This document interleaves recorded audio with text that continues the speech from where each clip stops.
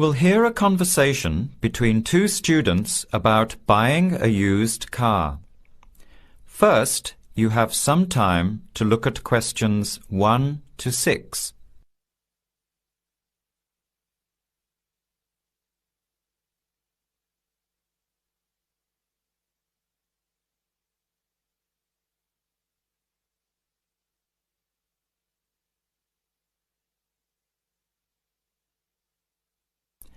Answer the questions as you listen. You will not hear the recording a second time. Listen carefully to the conversation and answer questions 1 to 6.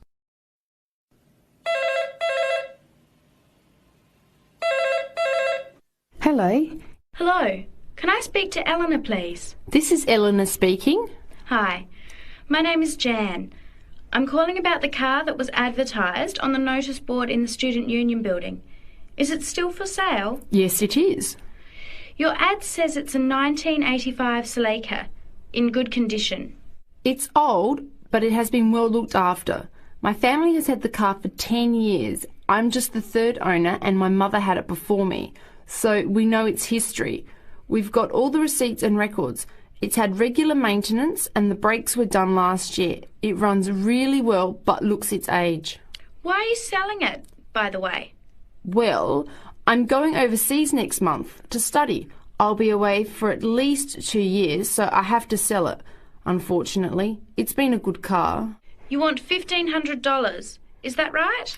I was asking $2,000, but since I need to sell it quickly, I've reduced the price. Would you like to come and take it for a drive? I don't live far from the university. Yes, I'd like to have a look. What time would suit you? Any time this evening is fine. Well, I finish classes at 6 o'clock. How about straight after that? Say 6:30? Great, I'll give you directions. When you leave the main gate of the university, turn left on South Road and keep going until you get to the Grand Cinema. Take the first right, that's Princess Street. I'm at number 88 on the right. So it's 80 Princess Street? No, it's 88 Princess Street and the suburb is Parkwood. You'll see the car parked in front. It's the red one with the for sale sign on it. OK, thanks Eleanor. I'll see you later. Bye. Before you hear the rest of the conversation, you have some time to look at questions 7 to 10.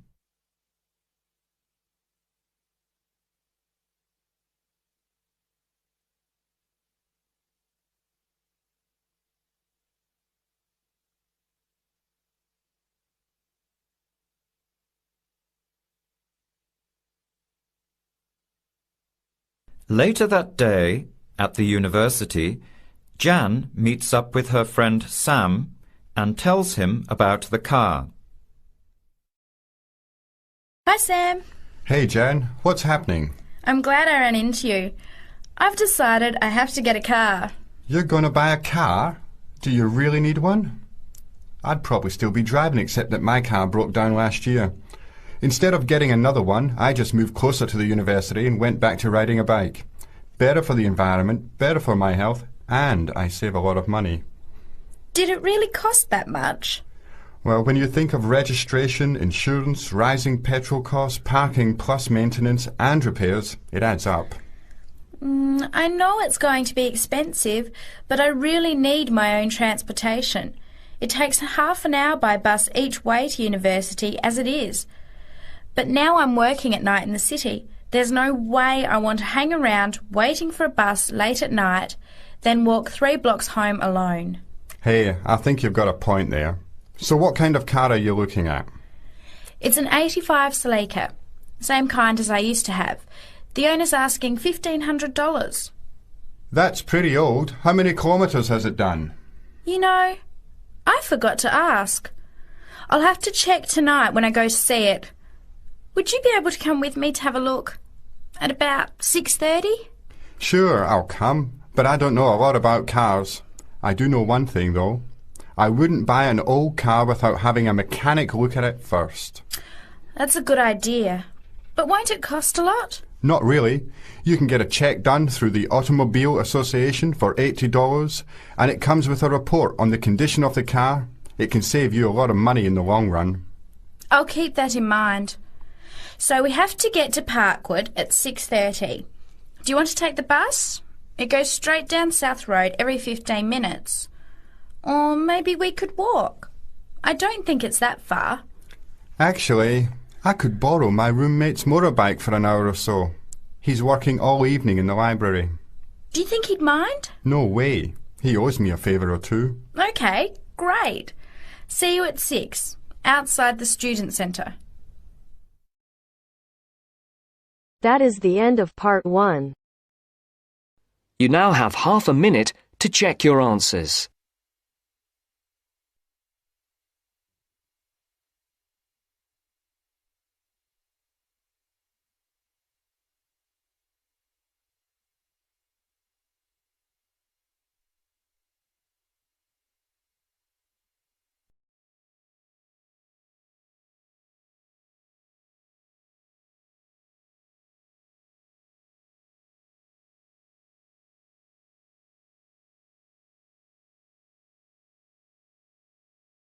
Now turns to part 2.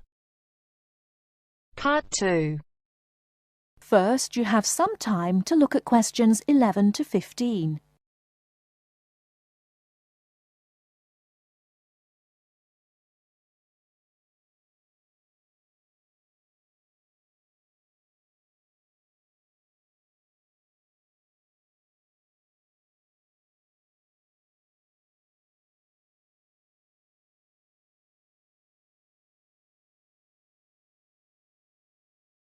Now, listen carefully and answer questions 11 to 15.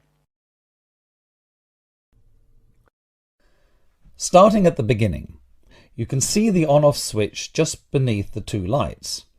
Having turned the machine on, these lights now become very important. When the light on the left has gone out, you can begin making coffee, as it means the water is now hot enough. Next to that is the water level light. If this is illuminated, it means the machine does not have enough water. It is essential that you turn the machine off and add more water the moment this light comes on. Otherwise you could damage the heating element.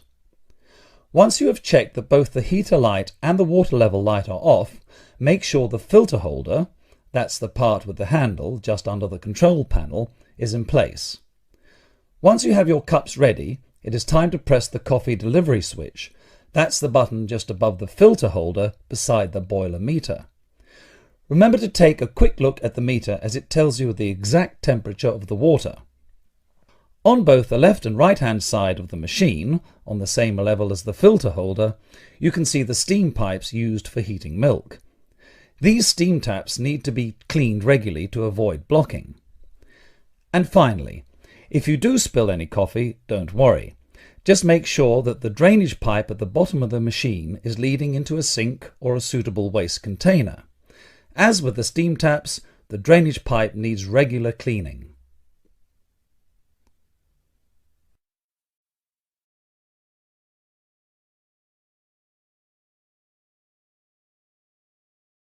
Before you hear the rest of the talk, you have some time to look at questions 16 to 20.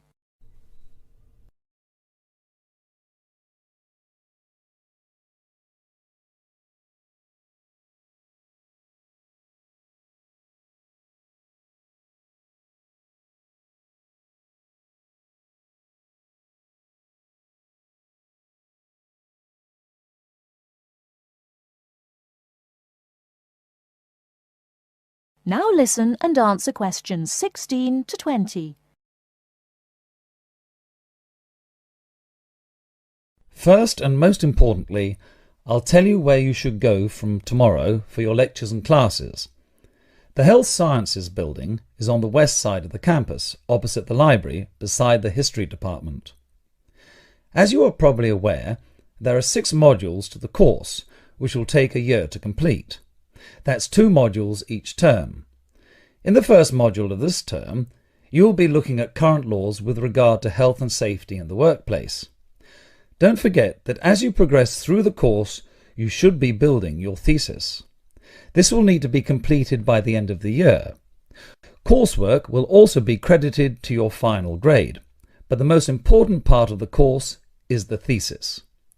Now, the final thing I want to tell you, and again you should know this, is that there will be a number of guest speakers throughout your course.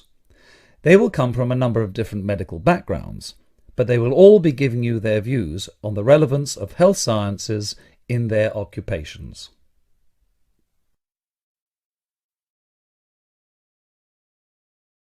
That is the end of part 2. You now have half a minute to check your answers.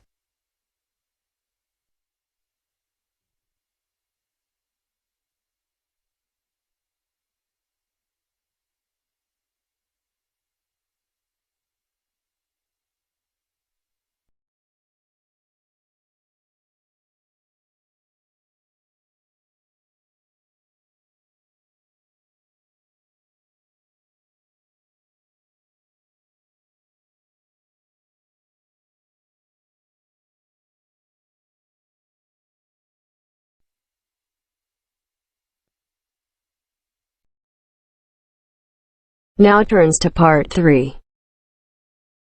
Part 3. You are going to hear a conversation between an interviewer and a professor. First, you have some time to look at questions 21 to 26.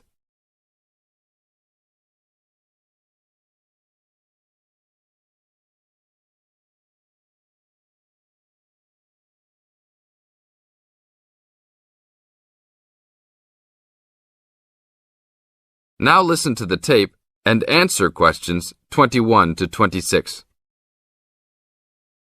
Today I'm here with Professor Nittick, who is our new university president.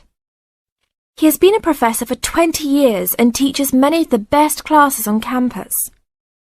I know many of you have had him as a teacher and know of his brilliance. Good morning, Professor Nittick. Thank you for stopping by the student station. Thank you for having me here.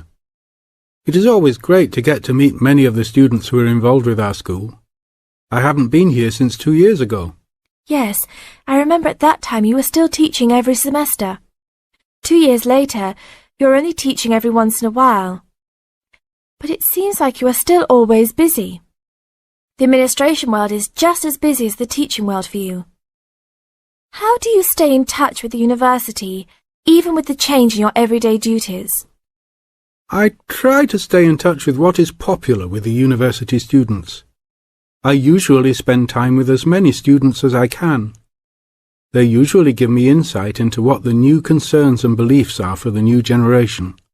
On top of that, I try to be as youthful as I can. I consider myself to be youthful, at least for my age. So I always have a good time and try to stay young. I try my best to not just be a teacher, but also participate in university life. Interesting. So, are you still doing lots of academic work, or are you mostly concentrating on administrative affairs?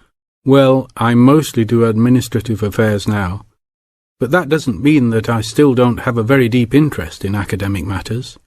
I often visit other campuses around the world and meet other professors in my field.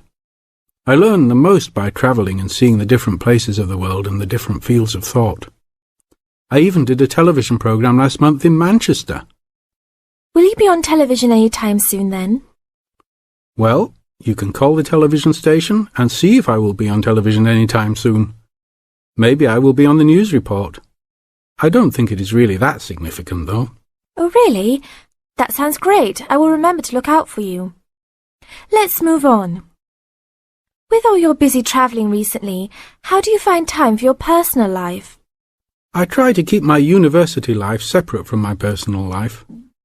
Sometimes it's hard to find time to just take my wife and 3 kids out for a family dinner, but usually we all manage to get together every few days. I'm taking a few weeks off next month to take my family down to South America, to Brazil for a few days. I can't wait to just sit on the beach. Wow, that sounds like a wonderful trip. Professor Nittick, could you tell the audience a little about what goes on in an average day of a university administrator? An average day? Oh, I don't think there is such thing as an average day for me. The last few weeks I've been travelling all the time. I can be in Los Angeles in the morning and in New York by the afternoon and back to Los Angeles by the evening. Sometimes I will spend the whole week at a new university, showing the new administrators the ins and outs of running a university. Sometimes I can spend the whole day in the office on the phone, so there really is no average day for me. I guess that is because I do so many different tasks. Sorry to let all the viewers down, but that is the plain truth. Now look at questions 27 to 30.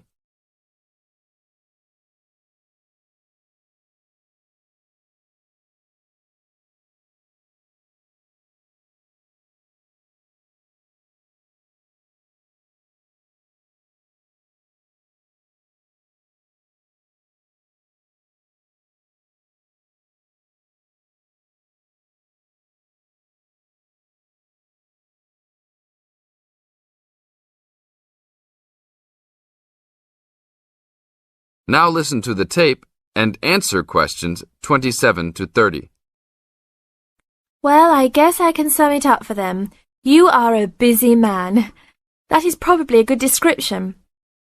So, are there any immediate plans for the coming few weeks? Well, I'm in Los Angeles for the next 2 days, and then I fly to Colorado to meet a new prospective professor for our university. I will be in Colorado for about a week. Then I go to Japan for the next 10 days to meet with our university branch in Japan about record sales there. After that, I return to Los Angeles for a week, just in time for the graduation of the class of 2001. There you have it, my next month's schedule. Thank you very much, Professor Nittick. I always enjoy having you on our show. We hope to have you back on our show next time.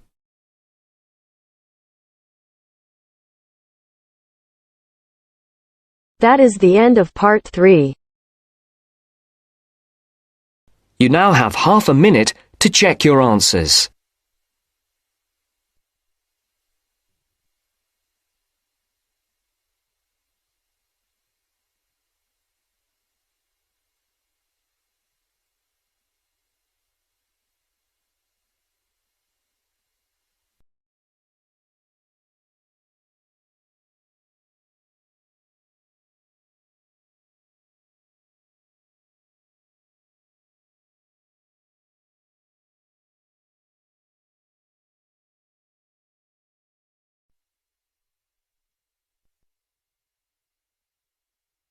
Now turns to part 4. Part 4. You will hear a talk on seasonal affective disorder. First, you have some time to look at questions 31 to 40.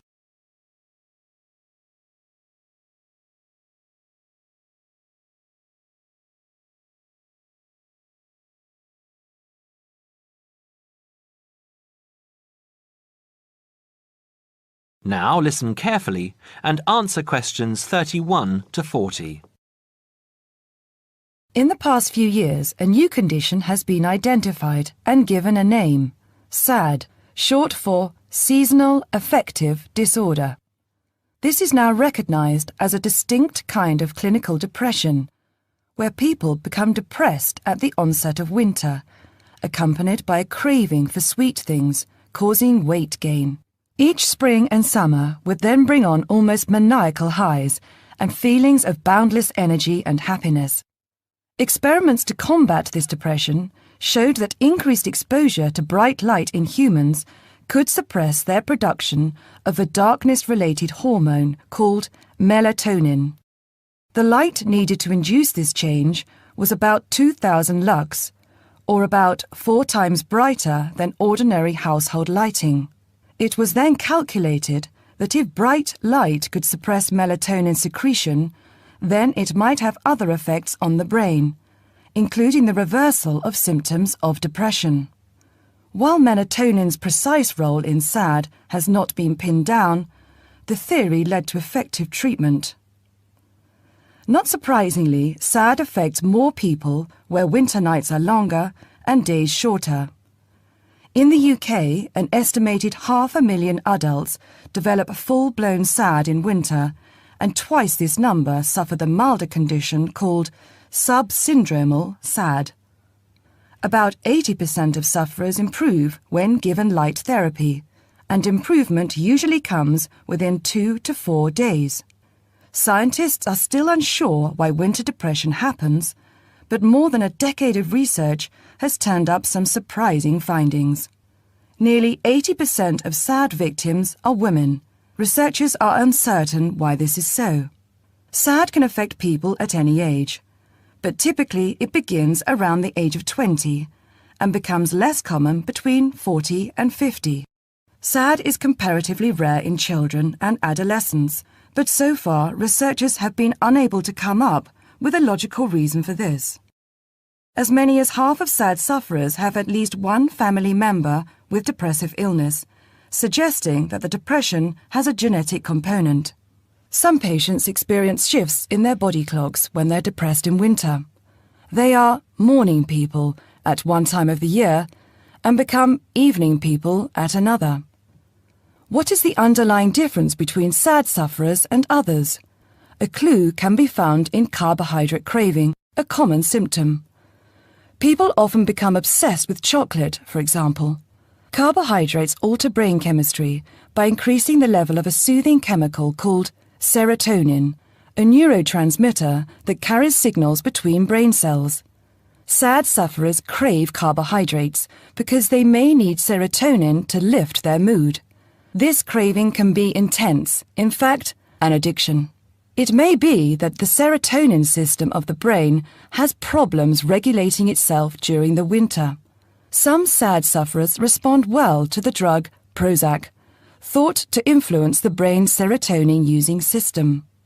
Other brain chemicals and hormones probably play a role in winter depression. Another neurotransmitter, dopamine, for example, may be inadequate in certain cases. Researchers hope to uncover clues to SAD's secret by probing similarities between SAD and hibernation. Though no valid link between the two has been established, some SAD patients say they feel like hibernating animals. SAD sufferers tend to put on fat in autumn and early winter, roughly the time when such hibernators as bears and squirrels do. That is the end of part 4. You now have half a minute to check your answers.